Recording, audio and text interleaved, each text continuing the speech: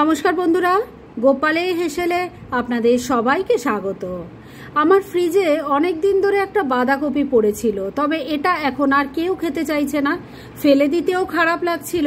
তাই আজকে একদম ভিন্ন পদ্ধতিতে দারুণ টেস্টি একটা রেসিপি তৈরি করে ফেললাম, যেটা সবাই খেয়ে ভীষণ প্রশংসা করলো। তাই চলুন আপনারাও রেসিপিটা দেখে নিন।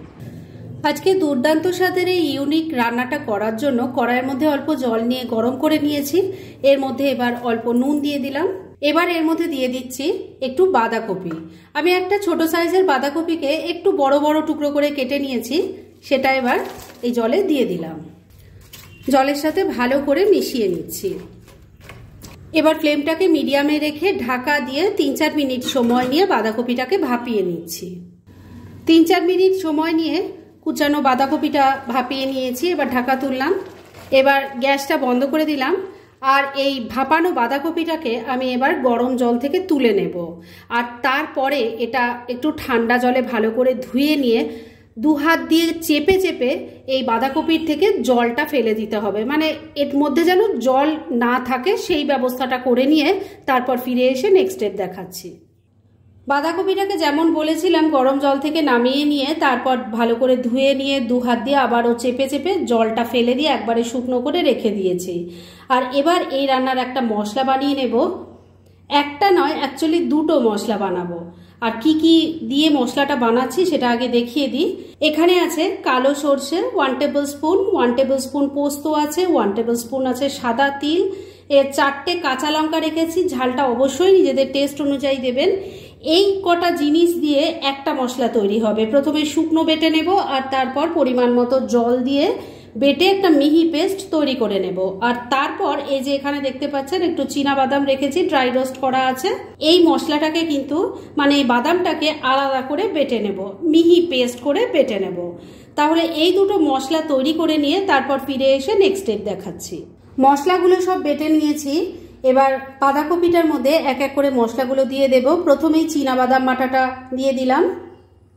এবার দিয়ে দিচ্ছি সর্ষে, পোস্ত, সাদা তিল আর কাঁচা লঙ্কার পেস্ট।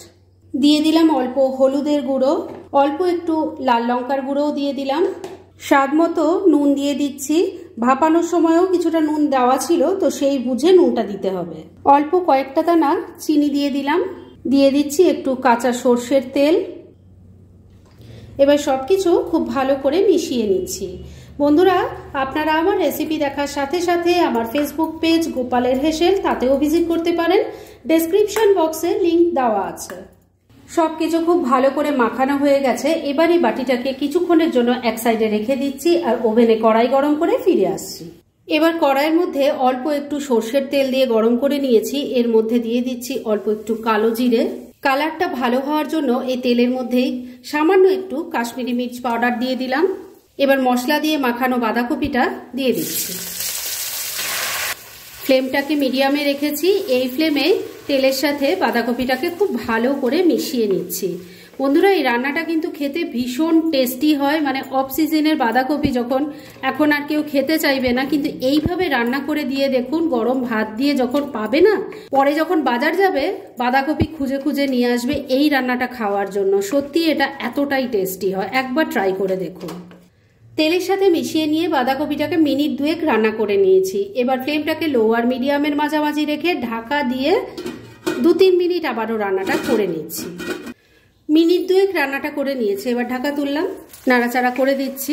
বন্ধুরা, আপনারা আমার রেসিপি দেখার সাথে সাথে আমার ফেসবুক পেজ গোপালের হেসেল, তাতেও ভিজিট করতে পারেন। ডেসক্রিপশন বক্সে লিংক দেওয়া আছে। ভালো করে সবকিছু একবার মিশিয়ে নিয়ে নাড়াচাড়া করে নিয়েছি। এবার এর মধ্যে আমি কয়েকটা কাঁচা লঙ্কা দিয়ে দিলাম। এবার এটাকে আবারও ঢাকা দিয়ে 2-3 মিনিট রান্না করে নেব। মিনিট 2 আবারও রান্নাটা করে নিয়েছি। এবার ঢাকা তুললাম। রান্না কিন্তু এবার মোটামুটি রেডি হয়ে এসছে। এই একটু যা জল জল মতো লাগছে সেটাকে একটু শুকনো করে নিলেই কিন্তু এটা তৈরি হয়ে যাবে। আর বন্ধুরা, এটা পরিবেশনের সময় ওপর থেকে কিন্তু একটু কাঁচা সর্ষের তেল দিতে ভুলবেন না, তাহলে টেস্টটা আরও এনহ্যান্স হবে। রান্না এবার একদম রেডি। গ্যাসটা বন্ধ করে দিলাম। এবার মিনিট 2 জন্য স্ট্যান্ডিং টাইমে এটাকে ঢাকা রেখে দিচ্ছি আর তারপর সার্ভ করে দেখাচ্ছি। ফ্রেন্ডস, আমার আজকের এই দুর্দান্ত স্বাদের বাঁধাকপির রেসিপি একদম রেডি হয়ে গেছে এবং আমি সার্ভ করে দিয়েছি। ভীষণ ইজি রেসিপিটা, কিন্তু খেতে অসাধারণ হয়, সেটা একবার ট্রাই করলেই বুঝতে পারবেন। তাই দেরি না করে পারলে এটা আজই একবার বানিয়ে ফেলুন, আর তারপর কেমন লাগলো সেটা প্লিজ কমেন্ট করে জানাবেন। এরকম ধরনের অনেক ভালো ভালো নিরামিষ রান্নার রেসিপি আপনারা গোপালের হেসেল সার্চ করলেই পেয়ে যাবেন, যার মধ্যে থেকে কিছু কিছু আমি সাজেস্টেড বক্সেও দিয়ে দেবো, সেখান থেকেও আপনারা দেখে নিতে পারেন। তাই গোপালের হেসেল অবশ্যই ভিজিট করুন। আর আপনারা কেমন ধরনের রেসিপি চাইছেন সেটাও কিন্তু আমাকে জানাতে পারেন, আমি চেষ্টা করব সেই সব রেসিপিগুলো আপনাদের সাথে শেয়ার করার। আর আমার আজকের এই রেসিপি যদি আপনাদের ভালো লাগে আর ইউজফুল বলে মনে হয়, তাহলে যারা এখনও আমার চ্যানেলটাকে সাবস্ক্রাইব করেননি তারা প্লিজ প্লিজ সাবস্ক্রাইব করুন।